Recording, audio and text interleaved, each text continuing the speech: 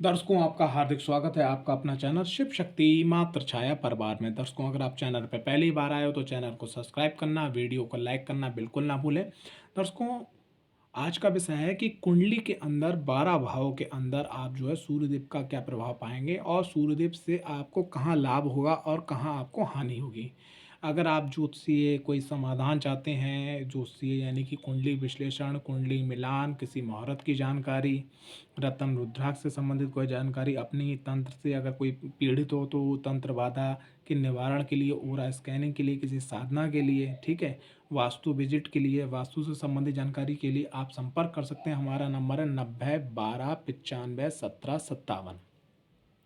सूर्यदेव का संबंध जो है प्रकाश से माना गया, आत्मा से माना गया, लाल फूल से माना गया, केसर से माना गया, गुड़ से माना गया, तांबा से, पित्ता से, मसूर की दाल से, लाल चंदन से, आंखों की रोशनी से, हड्डियों से, और हड्डियों में जो मजबूती होती है उससे, ठीक है, और आपके जो है आपकी जो है उससे विटामिन डी से, इन सब चीज़ों से जो है माना गया है आपका सूर्यदेव का संबंध। सूर्यदेव कुंडली के अंदर जो है तुला राशि में नीच के हो जाते हैं और मेष राशि में उच्च के हो जाते हैं, ठीक है। और सूर्यदेव की कृपा हम कैसे प्राप्त कर सकते हैं? तो सूर्यदेव की कृपा हम माणिक रत्न पहन के प्राप्त कर सकते हैं। सूर्यदेव की कृपा माँ बगलामुखी के कवच को पहन के भी प्राप्त कर सकते हैं। सूर्यदेव की कृपा आप जो है सूर्यदेव को जल दे के, नारायण जी भगवान शिव की आराधना करके, उनके जपों मंत्रों को जाप करके, ठीक है, और गुड़, मसूर, तांबा, लाल फूल दान करके भी कर सकते हैं, पीपल का पौधा लगा के भी कर सकते हैं, और रविवार के व्रत को भी करके भी आप कर सकते हैं सूर्यदेव का।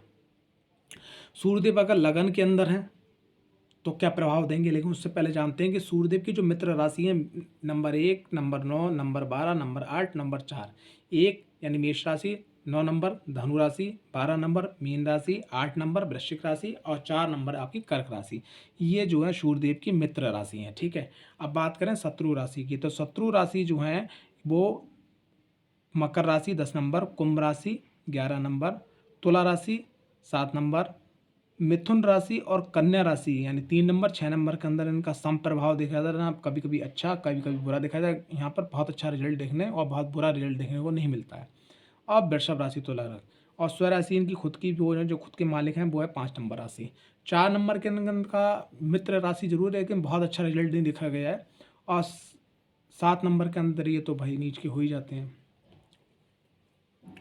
बात करते हैं सूर्यदेव अगर लगन के अंदर है, मित्र राशि में माणिक रत्न पहन सकते हैं, बगलामुखी कवच पहन सकते हैं, सूर्यदेव को जल दे सकते हैं, नारायण या किसी की आराधना कर सकते हैं।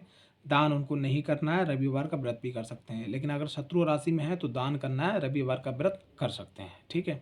लगन में सूर्यदेव होते हैं तो व्यक्ति के अंदर थोड़ा अहंकार पैदा कर देते हैं, नकारात्मकता, और व्यक्ति के अंदर थोड़ा सा ये दिखाई पड़ता है कि दूसरे को थोड़ा नीचा दिखाने वाला। और तीसरे नंबर पर उनकी वाणी जो होती है वो थोड़ा गुस्सैल टाइप की, थोड़ा क्रूर वाणी होती है। अगर ये 3 चीज़ पे कंट्रोल कर लिया जाए तो सब कुछ, धन वृद्धि, मान वृद्धि, सम्मान वृद्धि, सुख वृद्धि, आनंद वृद्धि, सब कुछ आपको यहाँ पर मिल सकती है लगन के अंदर। दूसरे घर के अंदर अगर सूर्यदेव हैं तो नकारात्मक प्रभाव सबसे पहले क्या, वाणी में इनके दोष आ जाता है। दूसरी चीज़ क्या, कुटुंब के लोगों के बीच इनका मतभेद रहता है, लड़ाई झगड़ा बहुत जल्दी हो जाता है। और तीसरे नंबर पे क्या, पैसा आते खन पैसा जाने का रास्ता पहले बन जाता है। ये 3 कारण यहाँ बनते हैं नकारात्मकता के। अगर ये शत्रु राशि में यहाँ पर नीच के हैं या बहुत कम बल में है तब भी, तो यहाँ पर क्या है, इनको पॉजिटिव करने के लिए क्या है कि द्वितीय घर में अगर पॉजिटिव करना है तो माणिक रत्न भैया सोच समझ के पहने, बगलामुखी कवच पहन सकते हैं, सूर्यदेव को जल देना है, आराधना कर सकते हैं, जाप करना है, दान धर्म स्थान में यानी मंदिर में कर सकते हैं और व्रत भी कर सकते हैं।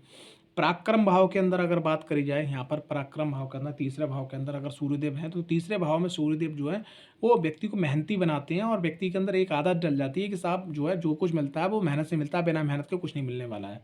तो पराक्रम भाव में अगर सूर्यदेव हैं तो यहाँ आपको क्या करना है, सूर्यदेव का व्रत करना है खास करके, ठीक है। और सूर्यदेव का व्रत करने के संग पीपल का पौधा लगाना है और माँ बगलामुखी का कवच पहनना है। अगर आप ये कर लेते हैं तो यकीन मानिएगा कि आपके जीवन के अंदर जो भी कष्ट है, जो भी पराक्रम फालतू आपका हो रहा है, व्यय हो रहा है, वो सब सही हो जाता है। आप जो है सद्मार्ग पे जाने के बाद कम समय में भी ऊंचाइयां पा लेते हैं। चतुर्थ भाव में सूर्यदेव का बहुत ज़्यादा अच्छा नहीं माना गया है, क्योंकि यहाँ पे कालपुरुष की कुंडली के अनुसार कर्क राशि यानी 4 नंबर राशि आती है। तो यहाँ पर क्या करना है, सूर्यदेव अगर हैं तो भैया आपने जल देना है, रविवार का व्रत कर सकते हैं, ठीक है।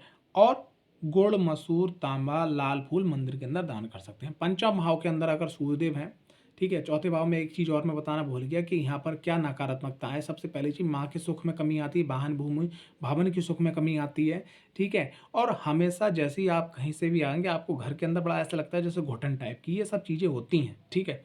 तो ये अगर चतुर्थ भाव में सूर्य नकारात्मक फल दे रहे हैं, तो बात करें पंचम भाव में, पंचम भाव में अगर सूर्यदेव हैं तो माणिक रत्न पहन सकते हैं, बगलामुखी कवच भी पहन सकते हैं, नारायण जी की आराधना कर सकते हैं खास करके, और गुड़ का सेवन रोज कर सकते हैं, और रविवार का व्रत भी कर सकते हैं। लेकिन यहाँ पर एक चीज़ और आती है कि ये स्त्रियों के अंदर ये गर्भ का भी स्थान माना गया है।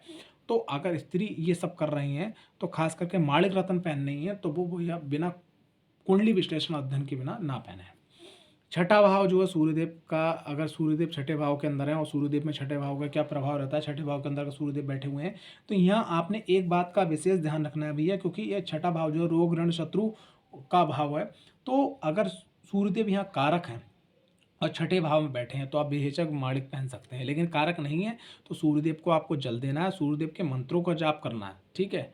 और भगवान नारायण की आपको आराधना करना है। और अगर मान लिया यहाँ पर सूर्यदेव कष्ट दे रहे हैं, अगर सूर्यदेव बहुत ज़्यादा कष्ट दे रहे हैं, तो आपने क्या करना है कि तांबे के बर्तन के अंदर लाल मसूर की दाल भर भर के और आपको नारायण जी के मंदिर में पहुँचा देना है, और पंडित जी से कहना है कि इनके पैरों में चरणों में इसको आप छुआ दीजिएगा। सिर्फ इतना करने से नकारात्मकता आपकी कम हो जाती है। सप्तम घर के अंदर सूर्यदेव बिल्कुल कारक नहीं माने गए, क्योंकि यह पार्टनरशिप की शीतलता का स्थान माना गया है, क्योंकि कोई भी पार्टनरशिप गुस्सा में, घमंड में, या एक किसी को नीचा दिखा के नहीं चल सकती है, या किसी पे बहुत ज़्यादा अत्यधिक लीडरशिप लगाने की बात नहीं चल सकती है। तो सप्तम में अगर सूर्यदेव हैं तो भैया आपने सबसे पहले व्रत करना है रविवार का, ठीक है।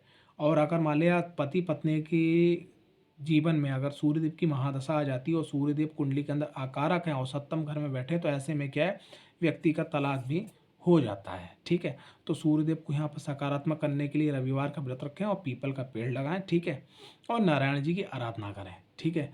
और संग संग माँ बगलामुखी का कवच पहना। ये सब करने से क्या होगा, सप्तम घर के सूर्यदेव अच्छे हो जाते हैं। अष्टम घर जो होता है वो एक प्रकार से अंधकार का माना जाता है, और यहाँ पर जो है बहुत अच्छे प्रभाव नहीं देखे गए। अष्टम घर में अगर सूर्यदेव हैं, और अगर मान लिया सूर्यदेव के संग में कहीं शुक्रदेव भी हैं अष्टम घर के अंदर विराजमान है, तो ऐसे लोगों को अगर सूर्यदेव कुंडली के अंदर कारक नहीं है और सूर्यदेव की महादशा अंतरदशा आ जाती है, उसमें शुक्र की अंतरदशा आ जाती है, जैसे सूर्यदेव की महादशा चल रही है उसमें शुक्र का अंतर, या शुक्र की महादशा में सूर्यदेव का अंतर आ जाता है, ऐसे लोगों को उस समय में भी क्या है कि डायबिटीज होने की चांसेस, यानी शुगर की बीमारी होने के भी चांसेस बहुत बन जाते हैं। तो अष्टम घर में अगर सूर्यदेव हैं तो भैया सूर्यदेव को आप जल दें, पीपल का वृक्ष लगाएं, ये दो काम आपने करना है। और अगर आप कोई ऐसे स्टैंड में फंस गए हैं जिसमें बहुत सारी ऐसी बीमारियां, बहुत सारी दिक्कतें आ रही हैं, तो आप बगलामुखी का आप कवच धारण कर लें। नवम भाव में क्या कहना है, सूर्यदेव नवम भाव में तो बहुत ही अच्छे माने जाते हैं। नवम भाव में सूर्यदेव को मजबूत करने के लिए रविवार का व्रत आप करिएगा, ठीक है। और माँ बगलामुखी को गुड़ का भोग लगाइएगा, ठीक है। और गुड़ जो है जैसे भंडारे होते हैं उसमें आप मंदिर के अंदर दान कीजिए, बहुत अच्छा है। सूर्यदेव का जप कीजिएगा, आराधना आप कर सकते हैं अपने इष्ट आराध्य की, नारायण की, भगवान शिव की खास करके आराधना कर सकते हैं। और सूर्यदेव को आप जल दीजिएगा, माणिक रत्न पहनिएगा। ये सब करने से सूर्यदेव आपके जो अगर भाग्य भाव में है, चाहे यहाँ पर मैं एक बात कहना चाहूँगा, चाहे कुंडली के अंदर कारक है या अकारक है, तब भी बहुत अच्छा परिणाम यहाँ पर सूर्यदेव नवम भाव में देते हैं। दसम भाव में सूर्यदेव बहुत ही अच्छे हैं, लेकिन दसम भाव में बस एक ही बात का ध्यान रखना है कि सप्तम दृष्टि जो है वो यहाँ पे आके पड़ती है। तो आपको जो भी काम कर रहे हैं या जो भी चीज़ कर रहे हैं उसका ऑफिस अलग, ऑफिस का पार्ट आपने अलग रखना है, काम काज का पार्ट आपको अलग रखना है, और घर का पार्ट आपने अलग रखना है। और यहाँ पर आप जो है माणिक रत्न भी पहन सकते हैं, कवच भी पहन सकते हैं, सूर्यदेव को जल भी दे सकते हैं, और रविवार का व्रत भी कर सकते हैं। लाभ भाव में क्या कहना है, लाभ भाव में सूर्यदेव बहुत अच्छा परिणाम देते हैं, लेकिन यहाँ पर माणिक रत्न आपको सोच समझ के पहनना है, ठीक है। माँ बगलामुखी का कवच पहन सकते हैं, सूर्यदेव को आप जल दीजिएगा, और रविवार का जो है व्रत करिएगा। 12वें घर के अंदर जो है सूर्यदेव जो हैं बहुत खराब परिणाम देखा गया है देते हुए। अगर आपकी जीवन के अंदर सूर्यदेव की महादशा, चाहे भले ही कुंडली के अंदर सूर्यदेव कारक हैं या आकारक हैं या मारक हैं, जैसे भी हैं, कुंडली के अंदर अगर सूर्यदेव की महादशा अगर आ जाती है और 12वें घर के अंदर सूर्यदेव है, तो ऐसे लोगों को कोर्ट कचहरी के चक्कर भी काटने पड़ जाते हैं, ठीक है।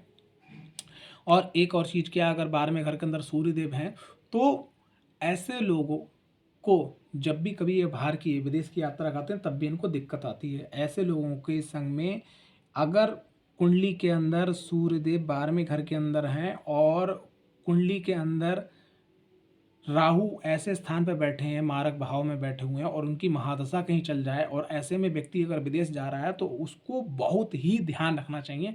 ऐसे में बहुत लंबे इल्लीगल केसेस में आप फंस सकते हैं, जिसकी शायद जमानत होने में भी बहुत लंबा समय लग जाए। तो इसका बात बिल्कुल ध्यान रखिए। बारहवें में घर में जिनके सूर्यदेव हैं तो थोड़ा सा भैया लड़ाई झगड़े से और इन सब चीज़ों से, वाद विवाद से दूरी बना के रखिएगा, ठीक है। क्योंकि सरकारी पैसे और सरकारी काम के जो कारक ग्रह मुख्यतः माने जाते हैं, राजा माने जाते हैं सूर्यदेव, और 12वें घर में जाकर बैठ गया व्यय स्थान पे, तो वो ऐसी ही जगह पैसा खर्च करवाएंगे, ठीक है। और यहाँ पर 12वें घर में जिनके सूर्यदेव होते हैं तो उनको क्रोध आता है, और इतनी तेज़ी से क्रोध आता है कि वो 1 से 2 मिनट का क्रोध तो है, लेकिन उस 1 से 2 मिनट के क्रोध में तहस नहस कर जाता है वो लाइफ को। डिसीजन ऐसे हो जाते हैं। बचिए, ध्यान रखिए। सूर्यदेव 12वें घर में, सूर्यदेव को आप जल जरूर दीजिएगा, पीपल का पेड़ जरूर लगाइएगा, ठीक है। और साल में एक बार 5 व्रत रविवार के जरूर करिएगा। इतना काम करने से आपका सूर्यदेव सही हो जाएगा। तो ये एक छोटी सी जानकारी जो आपके सामने प्रस्तुत करी। आशा करता हूँ जानकारी आपको पसंद आई होगी। अगर जानकारी पसंद आई तो वीडियो को लाइक, चैनल को सब्सक्राइब करना बिल्कुल ना भूलें। आपका अपना चैनल शिव शक्ति मातृछाया परिवार। संपर्क करने के लिए नंबर है 90 12 95 17 57 पे आप संपर्क कर सकते हैं।